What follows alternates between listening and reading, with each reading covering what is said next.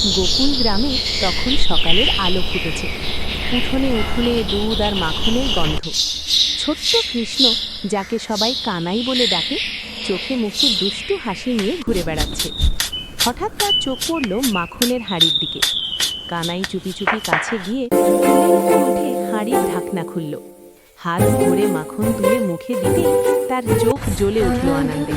কিছুটা সে নিজে খেল, আর কিছুটা দিল পাশে বসে থাকা বানরটাকে। ঠিক তখনই যশোদা মা এসে পড়ল।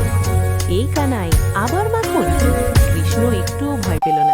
সে মায়ের দিকে তাকিয়ে মিষ্টি গলায় বলল, মা, আমি তো একা খাইনি, ওদেরও তো খিদে পেয়েছিল।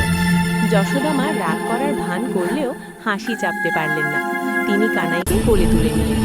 মায়ের বুকে মুখ লুকিয়ে কানাই তখন আর দুষ্টু নয়, শুধু এক আদরের শিশু। গোকুল জানত এই দুষ্টু কানাই একদিন সবার রক্ষা করবে, কিন্তু আজ সে শুধু যশোদা মায়ের ছোট্ট ছেলে।